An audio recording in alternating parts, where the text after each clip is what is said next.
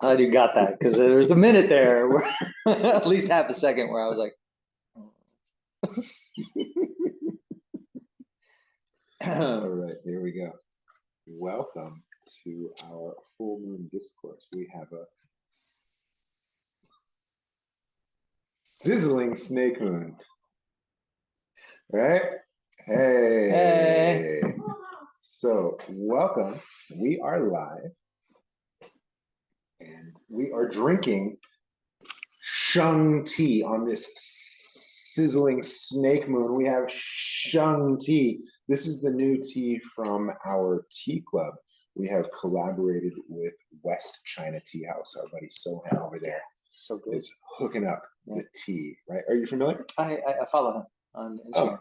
I think I might have met him. Okay, so Wudang West China, it's a natural fit. So we are now collaborating with them for our tea club, and this is this month's flavors. Both are Sheng, same but different. So we're going to be trying those both today. Great. Be into it. Okay, so tell us, Seanan, on this snake moon. Tea first. How many more S's can we iterate? This is a vulnerable time for pigs. Easy. No sudden moves. Well then, let's take another stall moment to point out that you will no longer hear the beeping of our kettle, right? Our dear buddy Gabriel knows how to read circuits, and he just happened to have a soldering iron and needle nose pliers. And he came over, and wouldn't you know, this kettle had one of those tricky trident screwdrivers. Tricky, he had it. So we opened it up, he tinkered with it, we fiddled with stuff, and he figured out what little part was the speaker. Pulled it out with the needle nose pliers, put it back together, still works, but no more beeping, no more beeping. I would have hit it with a hammer.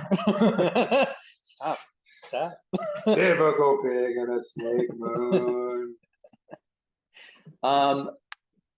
Yeah, thank you. Hello. Half an hour of being bashful, and then there'll be some information in here somewhere. I think that the most happy summer. Happy summer. And this is technically in the calendar, the first full moon of summer. The first moon of summer is snake. Even though certain aspects of the calendar, summer began in dragon, this is where it's actually the first, it's a fire snake moon. So there's, not only is the snake element in its native element, with it being a fire snake moon, but it is technically like the first moon of summer. So it's very interesting, you know, like it's important to remember in this conversation that, you know, the Chinese tradition does not particularly care for yang qi. It's very cautious with yang qi. It does not worship or idealize yang the way some cultures do. And so because of that, you know, some of the things that I'm about to say might seem a little bit kind of discouraging, you know, but like, I think that what's important is to understand is that from the calendar, from the Tongshu, yang qi has about 6 weeks to make an impact. It is not, you know, as we know from previous conversations, yin and yang, if you're looking at a Tai Chi symbol, that is a depiction of a process, not a proportion, right? So it's not about 50-50. So in any given year, yang qi's ascension is brief, is considered to be brief, and should be brief, because that's how powerful it is. So when we're talking about the relationship between yin and yang, we're not talking about like, you know, direct equals. We're talking about certain kind of partnership of change, right? And that partnership of change is a ton of potential, immense amount of potential, and just a little bit of vigor to kind of push it and give it a go, like to get it moving. So the 4 ounces to 100 pounds or something. Right. So like you get 6 weeks of yang really going strong, or having clear authority, and that's about as much as you need.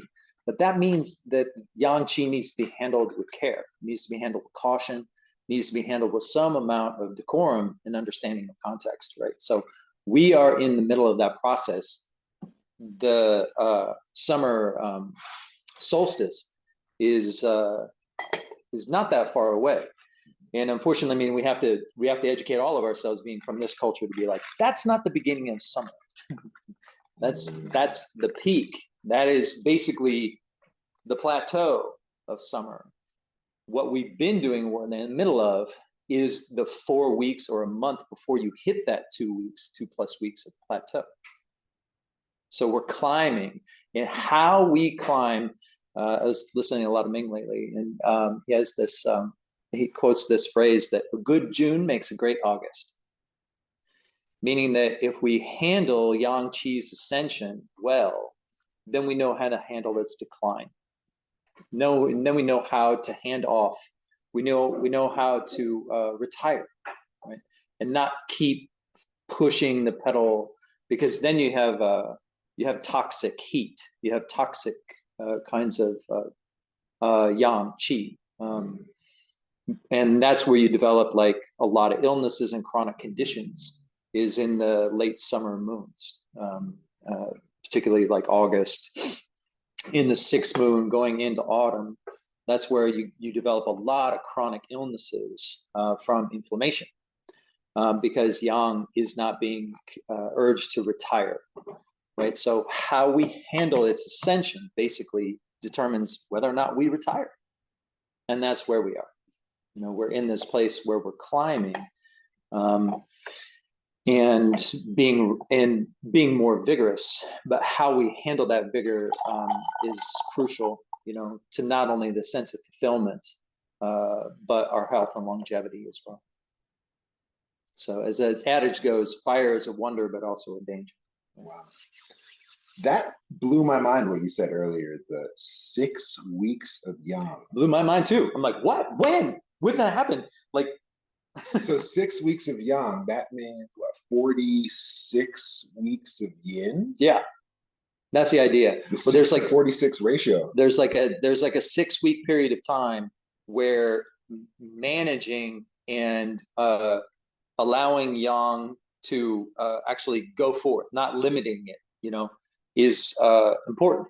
And those are described by the chi nodes, and we're coming to the end of the first stage. So the second stage is about to begin on Tuesday, and then once we get to the solstice bit, that's the last stage.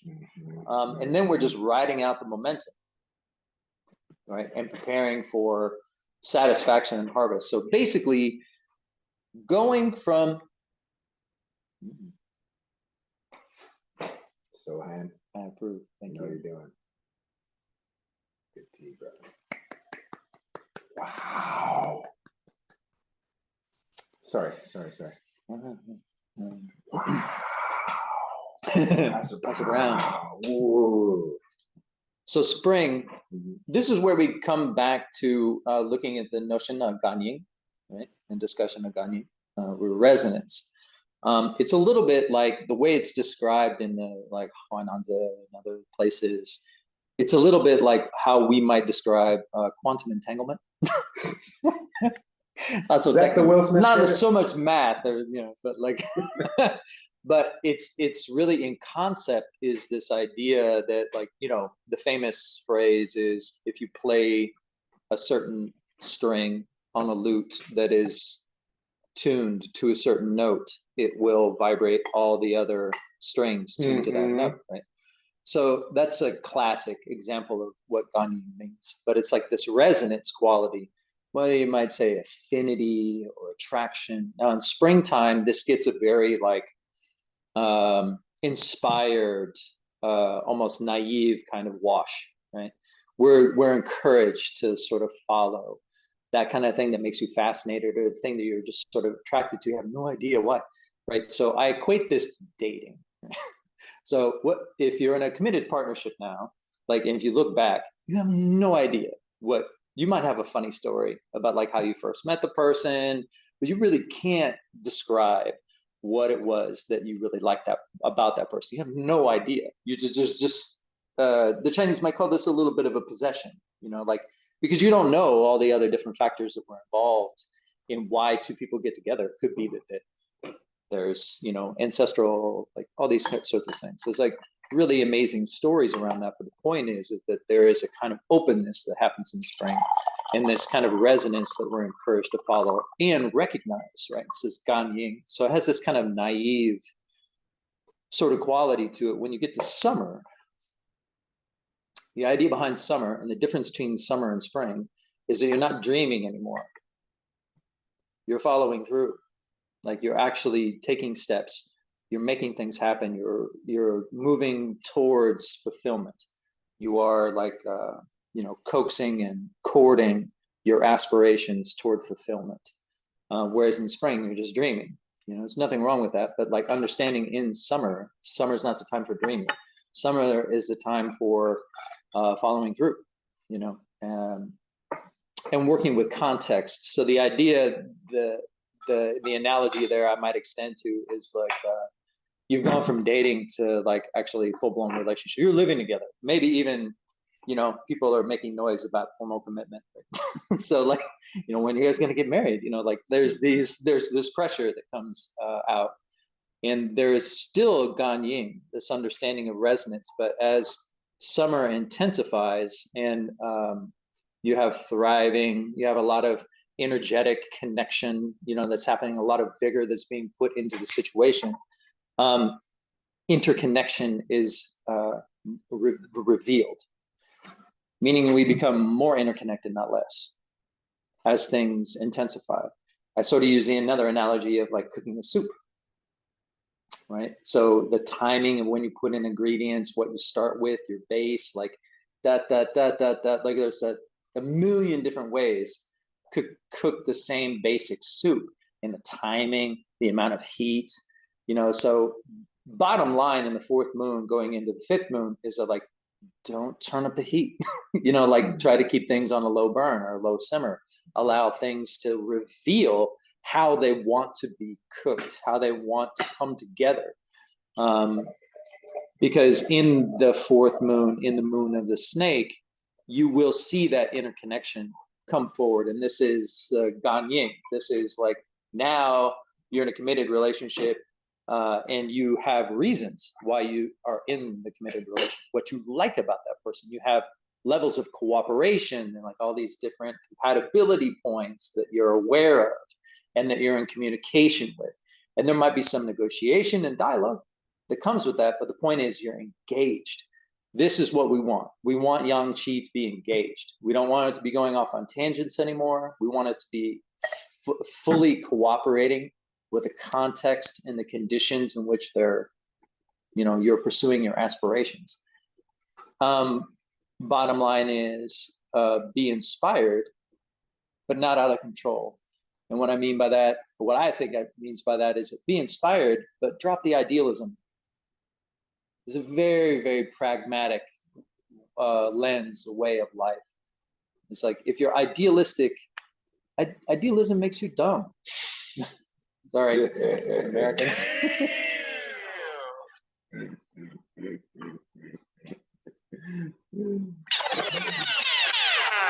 Idealism makes you dumb. Idealism makes you dumb. Yeah, pigeonhole. Yeah, There's makes no you room for flexibility. Yeah, you're not adaptable. Yeah. And what the dangers around that is that, like, if you put all your energy into that idealism, you vanquish yin. By the time August rolls around, you're vanquishing yin, vanquishing, not depleting it, but making it so it can't ever come back. Damn, salting the earth kind of thing. Yeah. Wow. So what you want is Yang Qi to rise up, express, and bring things to fulfillment, and then quietly go to bed. You know, like slowly, but like essentially step down, hand over, put things into a momentum place, harvest, find satisfaction, find fulfillment. Like that, these are words we use all the time. But like, do you know how to go about that? Like if your life is just a perpetual one task after another, like that's why fulfillment is out of reach. We make it out of reach because we're constantly starting the next thing instead of learning how to conclude. What does finished feel like? This is the time to find out.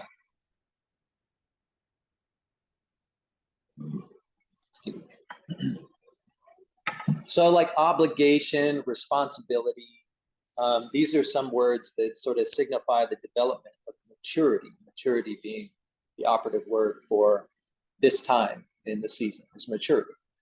How do we work within context, right? Instead of like being idealistically driven toward what we want. Yeah, so like, I think this time of the fourth moon, it's like learning how actions have consequences, right?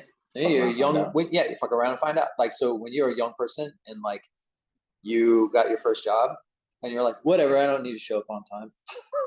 And then you got fired. I didn't say that happened to me, but like, you know, I heard about it. But just case in point, like, you fucked around and you found out, like, and so that gives you some sense of a setback. This is very good. You know, these sorts of lessons are good because it gives more of a context of what the expectations of the for responsibility are and the kinds of obligations. And if yang qi, like the young person, can rise to that occasion, if they become cooperative, they have all the strength and the vibrancy and manners too. And this is like a number one thing in the Chinese tradition, is a well-behaved, powerful person. Like, whoa, everybody takes a step back when they meet that person that's like 10-time, you know, champion of whatever martial arts style, but they're like also, you know, play the lute, you know, speak 3 languages. A sheathed sword. Yeah, they're just very kind. That's ZhenWu. Soft-spoken. Yeah, to have the culture and the martial. So yeah, this is what we have access to, or what the encouragement is in this time.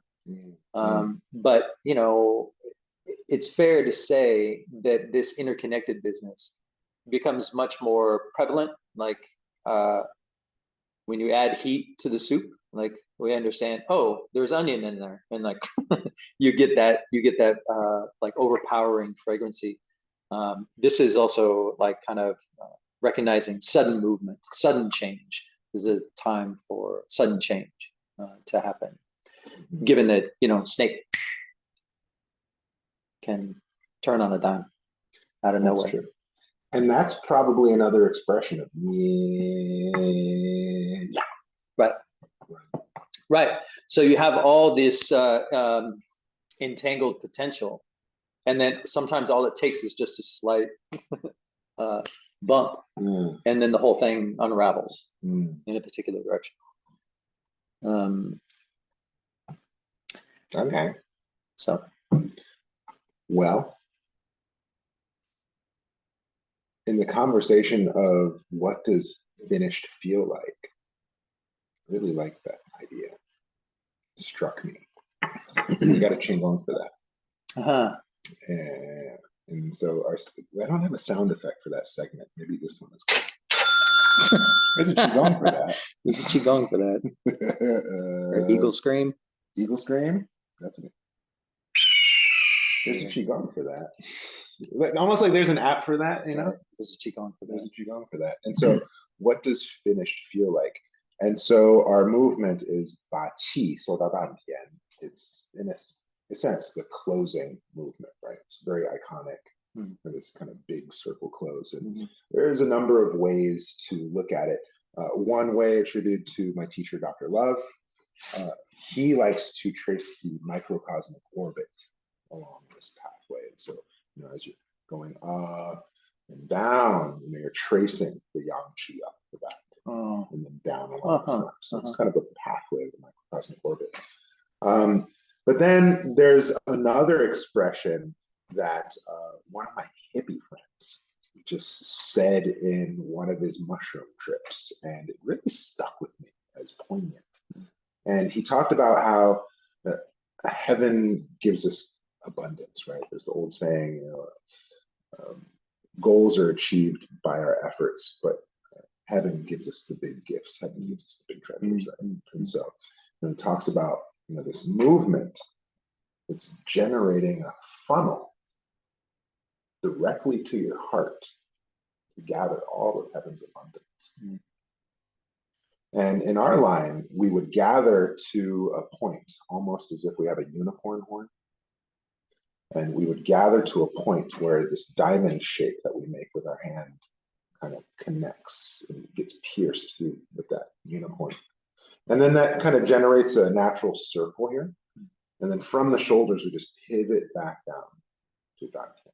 And so we kind of maintain this shape the whole while. This is closing movement, but that idea of just gathering all of heaven's abundance to your heart really touched me. You kind of have this heaven above, earth below. So you gather back down to Dantian. And so there's a qigong for that. Let's go ahead and try a few times. Right? Naturally breathing in. How much fun are you having? This much fun. Good. Another time breathing in. How good does it feel? This good.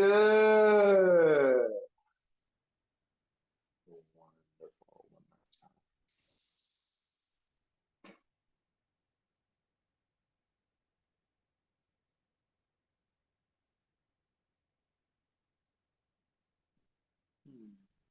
It's lovely.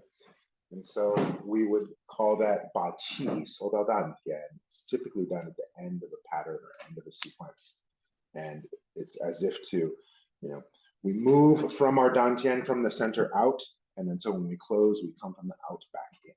And so we gather all the qi and settle it back to the Dantian, back to our gross mass of our body, our navel.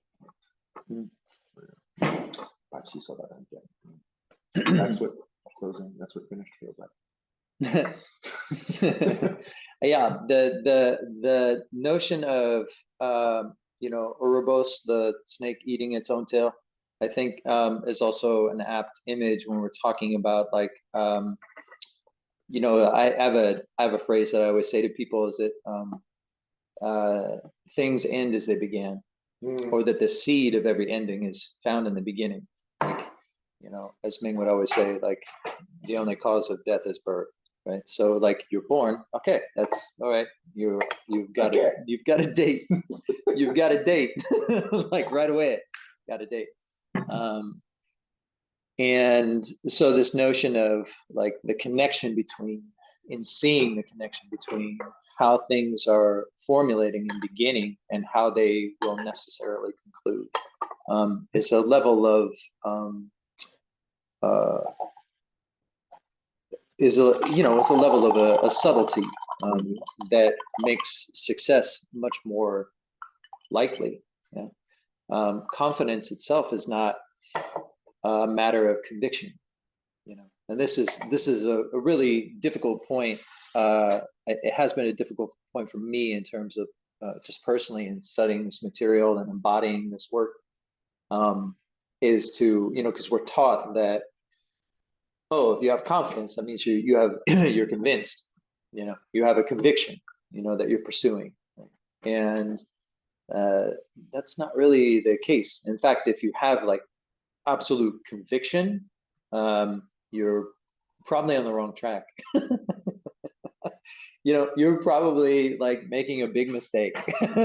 You're going right toward the brick wall that's about to break down your conviction. And if you use that as further evidence of, developing more conviction, there's probably a deity involved somewhere,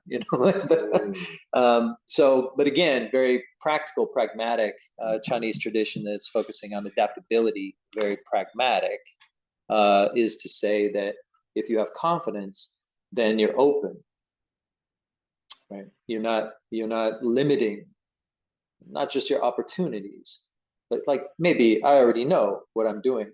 Like I feel good. Like So if I'm confident, then I can be open, you know, whatever anybody else is doing, helping other people. Like confident people in that way are naturally gentle, naturally cooperative, you know, and patient. You know, this idea of being inspired, but also patient. If you figured out like what your inspiration is, then what's the rush?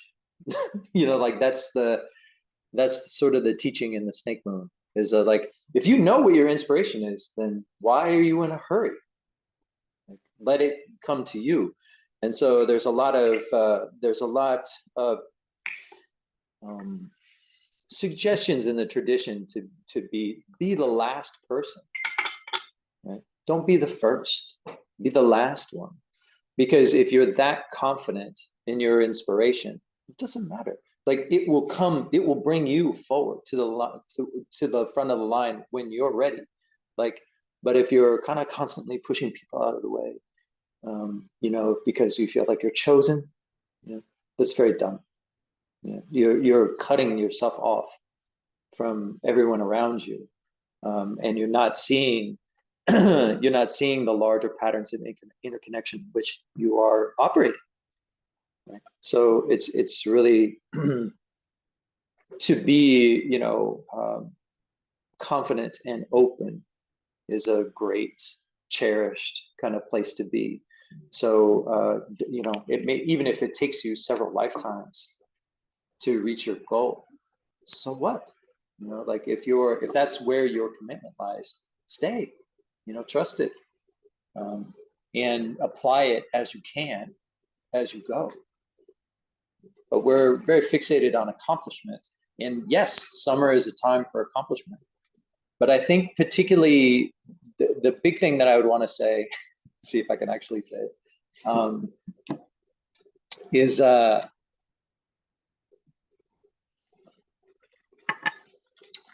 productivity in a water rabbit year is not bushels of accomplishment and piles of gold. That's probably not the case. Right? Productivity in a water rabbit year is probably, especially in a fire snake moon, is probably a very intense inward journey.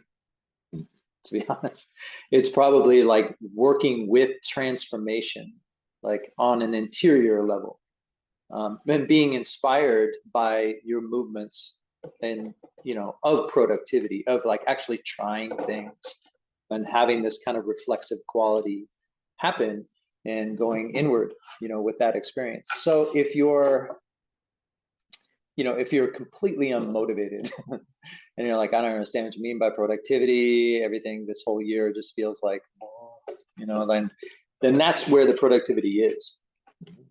That's what I would like to say about the water rabbit year, is that the inward journey and the inward transformations, I think, are just as important this year as any kind of, you know, material success that we have from enjoying, you know, lots of movement in yang qi. If we have this sort of you know, inward facing transformation during this time, lots of movement happening on the in this microcosm, right? And if we're able to bring that somewhere, bring it to conclusion, get help, you know, whatever, like actually work with the circumstance as it is, and feel inspired by that work. And if we feel like we have something to harvest, meaning that I began this year with a lot of difficult interior problems, or I began this year great and then went through hell, you know, with like engaging all these things that kind of came forward in this when I inward facing stuff. But I came out the other end. Right? I, you know, put myself to like focus and or worked with those things. And then I feel like towards the end of the year, I have something to harvest.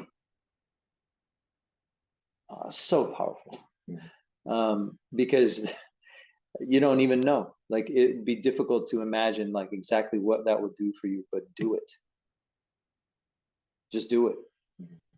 Because what on the other end of those things is a kind of next level sort of transformation when you get to the wood dragon. There's connection between the rabbit and dragon. So if our dharma is like to be in this inward, deep inward facing place, maybe a little difficult, scary, then we should embrace those things and not like get tripped out about how we should be productive. No, you are being productive. It's very productive. That's the bottom line I'm trying to get across. Because what's behind any of our motivations? Okay, my motivation to be, I have these goals, I have these thoughts and feelings about how I should be or what I should be accomplishing this year. Okay, all of those things have a precedent. All of those things represent a dharma. All of them, and working with that dharma is very good. But only fixating on the exterior things and the checklist that you want to get to, I think is a mistake, especially looking at it from this moon.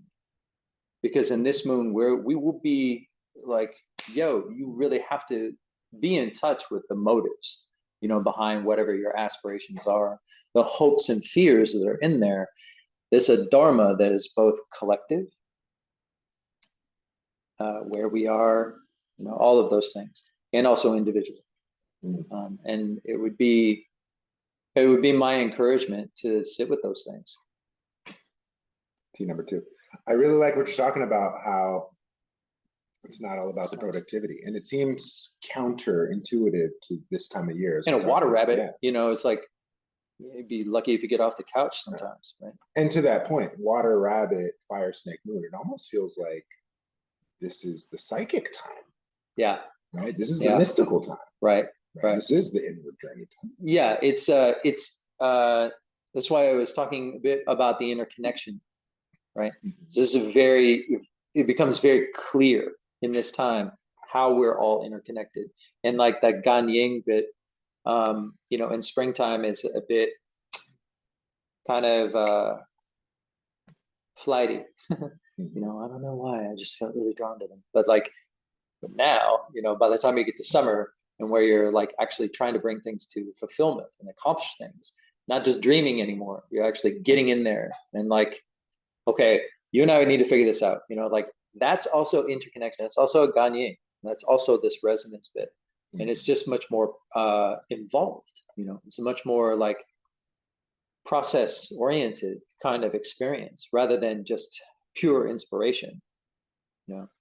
Now we have to actually, we understand actions have consequences, and then and we are developing responsibilities and obligations. This is all part of our maturity.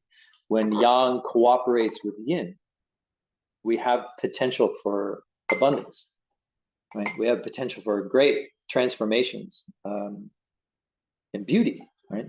Beautiful. This is a beautiful time of year, because you're seeing heaven and earth, yang and yin cooperating. It's like evident. You're seeing all the interconnections. They're just plain to see in front of you. No need to be a psychic. It's just self-evident. And that is a lot about what snake chi is a self-evidency. No contrivance, no pretense. In fact, anything that feels like contrivance or pretense right now kind of smells, I don't think you know what you're talking about kind of vibe, I mean, yeah, okay, sure. But you don't want to hang out with them, you just want to kind of politely distance yourself from that person.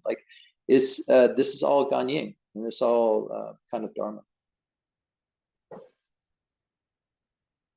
So yeah, it's very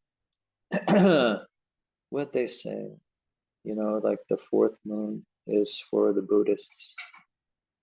Oh, well, Buddha's birthday was on Mother's Day just passed. Right. So they have this notion of a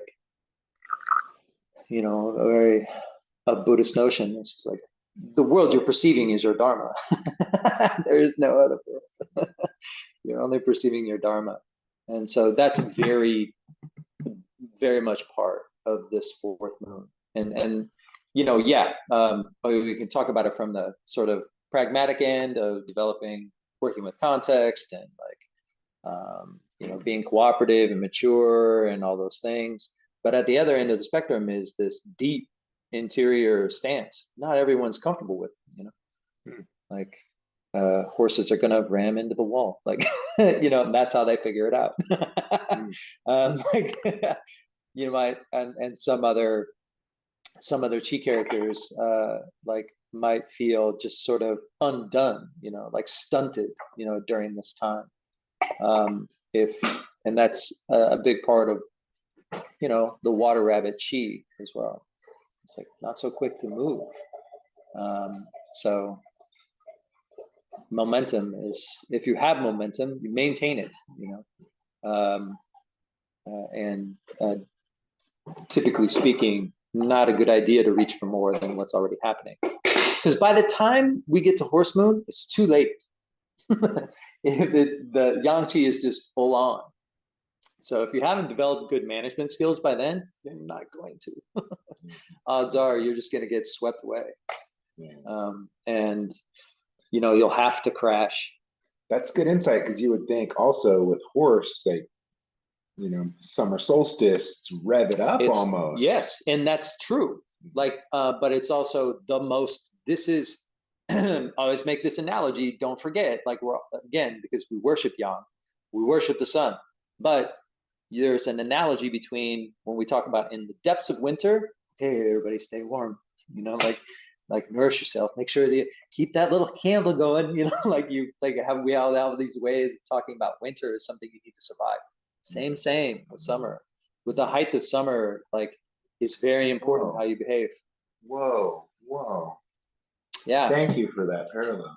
That is like one of the most basic parallels in the Tong Shu. It's like there's no meme that says summer's coming. They're stoked. Yes, but exactly. Like winter's coming. Yeah, winter's coming. It's like, get your jacket, but like, well, when summer's coming, okay, get your hat. Like, cover your like stay out of the sun. Like, it's generally understood that like while like intense sun might be great for plants, we need that. It's not necessarily the best thing for human bodies. So as that intensifies, vigor intensifies for all things, including the things that like to make us sick, right? So like, it's very important how we regulate our exposure, during that time. Hot winds, things like that. Yeah. Right. Well, great segue. In the conversation of now is a great time to regulate. What would Ming do this time of year? Snake moon heading into horse moon, water rabbit year. What would a Ming do in a snake moon? What would Ming do? I think he'd probably already be in retreat. Like, I mean, just assuming that he got that property up north, which was his plan before he left us. I think that would be, retreats, like, okay. So then direct answer to the question, maybe have like teaching seminars and retreats and things like that. In some of the recordings, I think it's really funny. He talks like in summertime, like there's a lot of people that don't show up because everybody's got other plans and they want to go do other things. And lamenting about how there's like a lack of commitment because everybody wants to diversify and they get all their experiences in. Very eclectic Bay Area culture. But I think that if Ming was here and he was still doing his thing with us, there would probably be kind of more retreat vibe. I love that. It's so contrary because, again, all this activity is what our culture is up to. But then, no, retreat. Right. It reminds me, peace be upon him, Master Wong, I'm going to invoke him here. He would routinely go to sleep in the middle of the day, was hustle and bustle of the day, and he'd wake up in the dead of the night because that's when it's quiet. There's no traffic. There's no rush hour. There's no lines. Right. I can practice in peace. Right. True humanitarian. I think that there's some value to I mean, you're talking to a pig, going to the beach, sounds like a great idea, with like everyone else. So there's probably, I think ultimately it comes down to navigating the tongshu, navigating the calendar well, and avoiding certain days, generally avoiding the weekend, actually, in terms of exposure. But routine, when it comes right down to like some other suggestions we might make for ourselves, is that inhabiting routine, like inhabit a routine. That's part of maturity as well. To be able to regulate and navigate the rise in vigor means to have routine, right? And commit yourself to a routine. So like I said, like springtime, okay, that's the time for tangent. Hey, I'm gonna go check this out. I don't know what's gonna happen. Like the summertime, when you get to summertime, no more tangents. Like you are trying to routinize your chi. You're trying to ground your chi into the commitments that you've made. Yeah. That makes sense for snake too. Just one big bite. Right. Sudden. Yeah. Yeah. Just chew on that.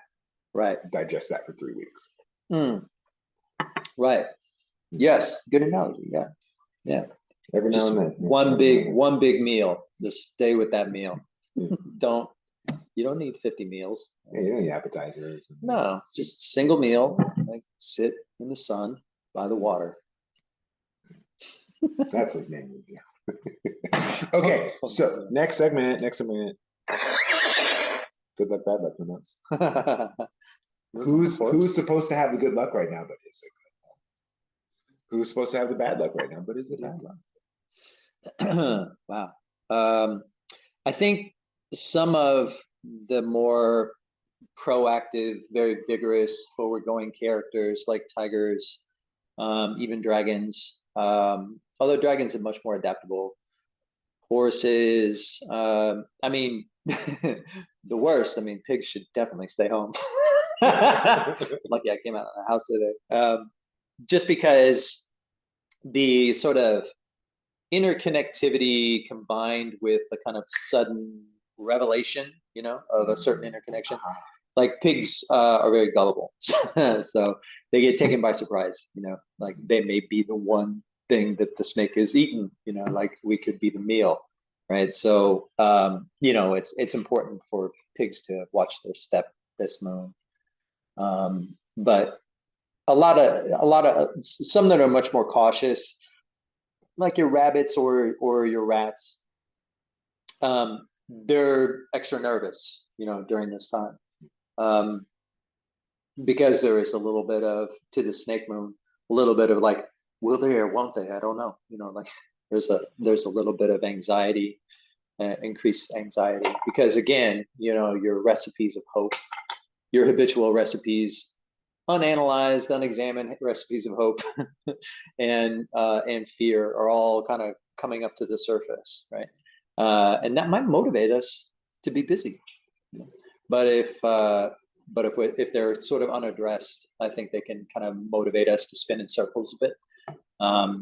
So some of those kinds of characters, everybody's having a hard time in Snake. No, I think if you're kind of backing off the need to identify your sense of progress by material accomplishment. If you're in touch with like how you're perceiving events, what your hopes and fears are, then I think it's an incredibly rich time. But if you're needing assurances that everything's going to go well, I'm probably not the person to probably not that person. And you might actually be setting yourself up, looking for that. So your more active characters like horse, even oxen can get a bit overwhelmed, but ox and rooster, I think, have some advantages this time of year because they're basically holding a standard, right? Ox and rooster are kind of holding a standard. If that means keeping people to account or holding it down, like an ox would. They're sort of like, I'm very much about routine, thanks. So they'll just kind of keep doing the same thing all the time. And the rooster is just sort of accounting everything, and making sure everything adds up. Those tend to do well, not surprisingly, in the same triangles as the snake, but they hold this kind of constancy, which I think is very good if we're talking about trying to ground our chi or routinize our chi. But the ones like horses and tigers that have a bit more of a tangent spirit to them, it could be a little rough. They could like trip up or break their ankle, or be forced back to sitting still, which will make them somewhat antisocial this time of year. Like if you've got tiger friends, be really nice to them this time of year. Interesting. I usually tell that story in the winter. If you don't rest, you're forced to rest. It sounds like what you're saying for our tiger horse friends. So they don't take it easy, they may be forced. Yeah, I mean, it's if you're still thinking in bursts of energy moving forward, what we want to develop ideally is kind of more of a slow and steady. This is a water rabbit, year. So Yin fire. Yes, exactly. So you want to have like you want to think slow and steady, safe and secure. Slow and steady, safe and secure. If you find that boring, right? If you're like, well, I don't feel like I'm doing anything. Yeah, you need to check with yourself. Like you need to actually ask yourself, is that true? Or is that really true? Or am I just inhabiting a narrative that doesn't belong to me? Because we're all under a tremendous amount of pressure to like maximize and like that is not a good idea to carry in a water rabbit year. It's only going to cause stress and anxiety, and it's going to make you retreat. It's going to make you give up, instead of recognizing where your power is, which is available even in a rabbit year, to really kind of feel into, okay, why am I here? Like, what brings me to this place where I feel like I need to work like this, or what am I actually committed to? Like, when in doubt, the water rabbit, as I said in the beginning of the year, finds their power through retreat. So if you're overwhelmed, take a nap. Like, get the hell out of there. Like recover. Like what motivates you in the first place? Like, what is the state of your inspiration? Are you bogged down? Are you thriving? Are you confused? You're spinning in circles. Like, all of those things are perfectly valid, like this time of year. But I think the proper response to that is not to double down and over caffeinate. You should be backing off those things, and you should be able to tap in.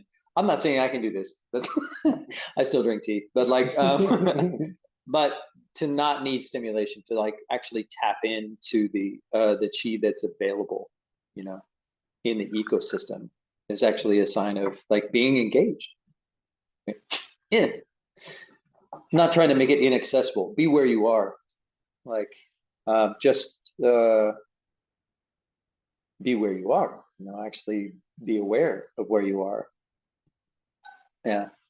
So I think the overwhelm bit is in large part inhabiting a narrative that's not yours, or is forced upon you by circumstance.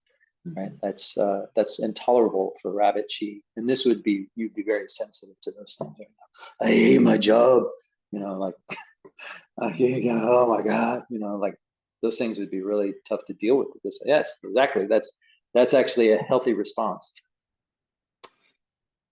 Anybody feeling the overwhelm right now? Summer, dude, science, man. A relation science. Okay, so we're coming up on the hour. We have a horse moon and goat moon. This is it, peak of summer. So Tuesday we begin a new chi node, and that will be more about like fulfillment, something to look forward to. Be more about like, okay, I know where I am committing myself.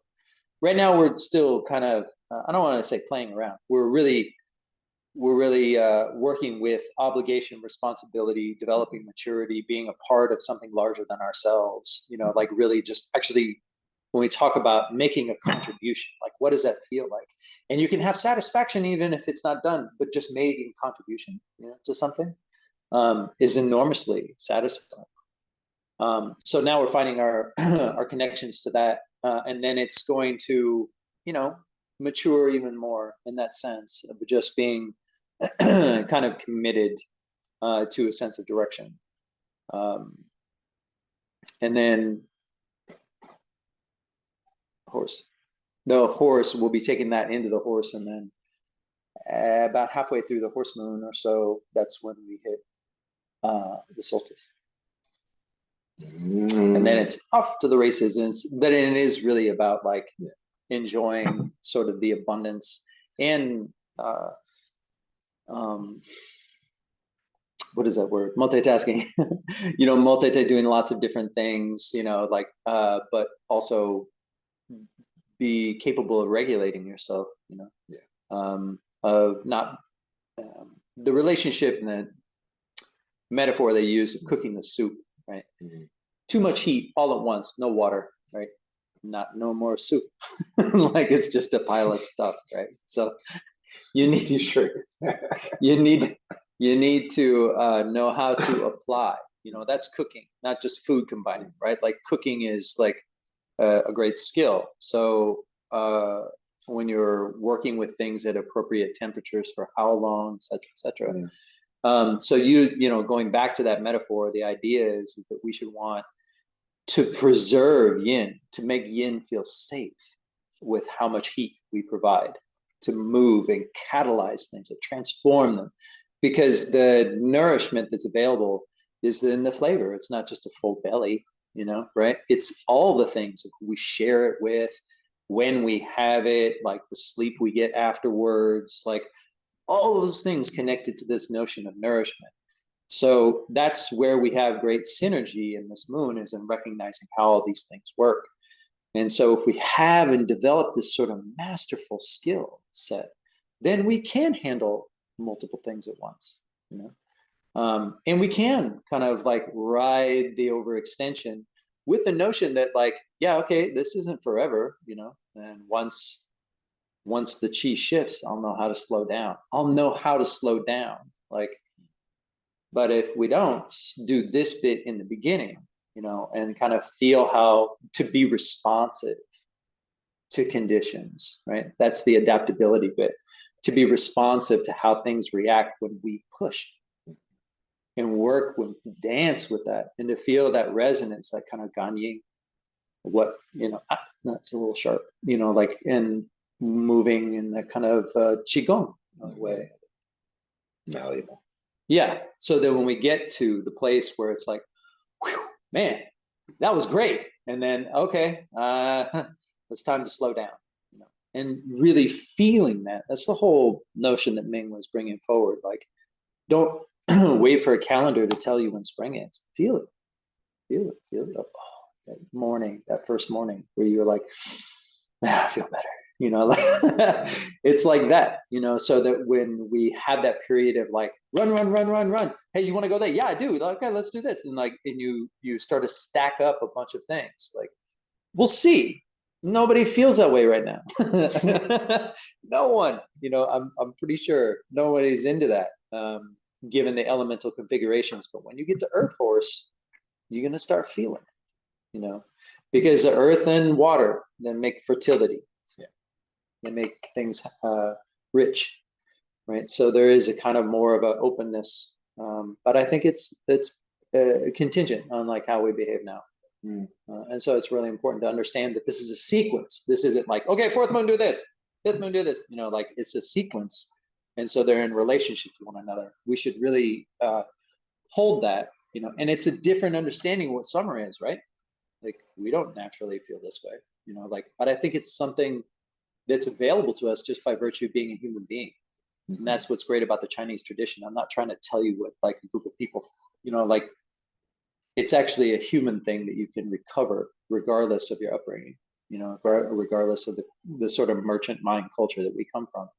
It's available. All we have to do is really just pay attention. So with it. All right. we'll open the floor. Let me see if I can do this thing. If I press this button. Is there any questions here? No. No. Question? Put everybody into a trance. Okay, so now people can unmute themselves. This might be really loud like it was last time. Whoa. Hey guys, who's listening? You got any questions for our brother Seanan here? Don't all ask at once. Right. The energy easy. radiating off the screen here. Contain yourselves, guys. Let's see who's all here. We have Nico, we have Connie. Yeah, ask away. Connie, go ahead. What is the hexagram that that is what pertain the next few weeks? I think the one that was recommended is, I'm trying to remember the number. Might be 59, but it's the title is compliance. Meaning, and the idea behind that is just reinforcing this idea that like you should accept guidance, right? Like instead of like trying to elbow your way through, like actually be available to being guided. Because that's how Yang Qi becomes something that's generates something that's lasting, that has longevity to it, is that it has a cooperative relationship with potential, with yin. So when you are in a place of compliance, that means you're listening, like what we talked about last time with does Yang Qi listen? So it's important to listen. No, 57. Thank you. Heinz 57. Yeah. We have a question here from Najia. Question to Seanan: what practices should we do or ask ourselves to do the deep internal work to expel our hungry ghosts? Wow, gosh. Wow. Hungry ghosts, get out of here. Expel them. How? How indeed. I mean, you can answer that question from a variety of different perspectives. I'm not versed in every one. I think that it's from a Confucian standpoint, it's empathy, right? Like that if we're operating in a field of interconnection already, then our participation with empathy actually keeps us human. That's like the one thing, that's the one emotion, like, yeah, anger, fear, annoyance, all those things, like also equally available.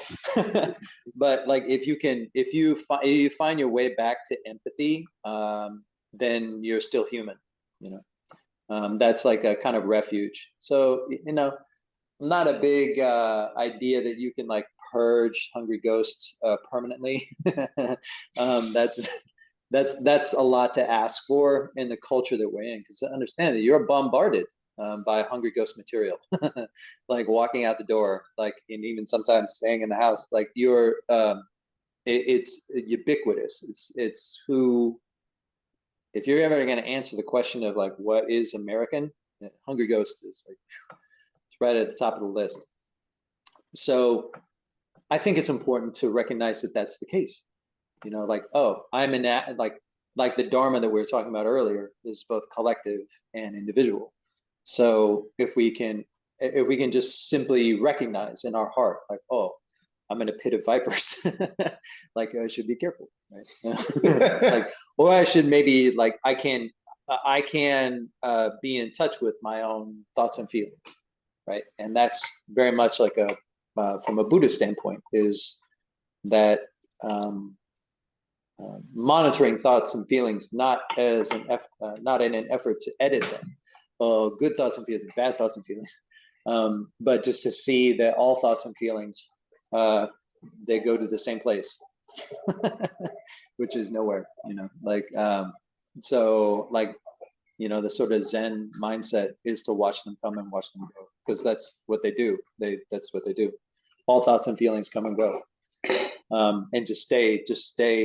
Don't oh, don't go, you know, let them go, Mm. is sort of the essence of meditation. Ah, so So, it's almost like the way to purge a hungry ghost is recognize your own hungry ghostness and just chill. I mean, Hungry Ghost, you know, Ming had, I mean, if you think about where hungry ghosts are in the six realms teaching, empathy is incredibly powerful. To see like hungry ghosts be like, oh man, sorry, like, or to feel your own hungry ghost and be like, oh man, sorry, like really, there's empathy there. Like Ming would tell these stories about like the rituals they would do at every meal, where they would take a grain of rice from the center of the rice maker, put it on a little stick, a little special stick, and they bring it out to a post in the back of the monastery. And there would be a prayer, and the prayer would just say, like, to a hungry ghost, to say, be nourished by the scent. Don't try to eat it. Just take in the scent, take in the fragrance, and be nourished. That's it. Wow, just smell the cake. Don't Smell, yeah. I mean, because obviously hungry ghosts can't find nourishment. Their desire is to eat everything around them. I mean, they're depicted as like a big head, big mouth, right? But they have the tiniest little neck they can't swallow, so they choke on anything they try to eat. So that's why they're never nourished, because they're only mouth, right?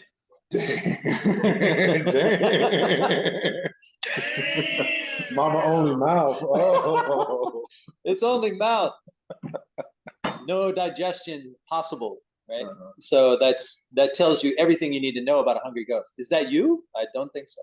Like, I think you can digest, you can have stomach upset, you can have all those sort of relational feelings to your circumstance.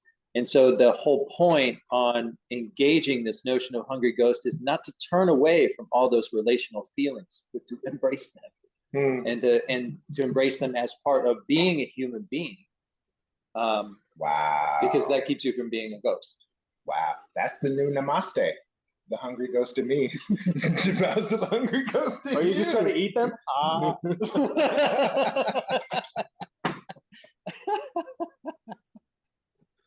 Wow.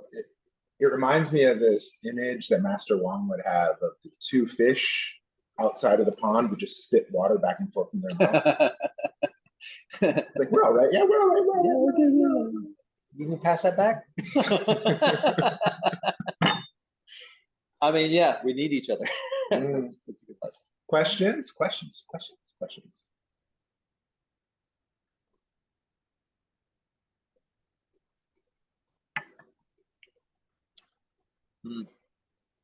Okay. What do you think of the tea today? I like the second. You like the second one? True. But I like, and they were both great. But the second one, I tend to favor like bitter a little bit. Yeah, a little bit of liver action going. Mo better. Okay. Well, if you guys want to taste the teas that we're tasting, join that tea club. Otherwise, we're set for next moon. Horse moon. See if anybody actually shows up. They're all busy doing stuff. Yeah. Could happen. Yeah. Man, let me see if I can stop the recording. Did I even record that?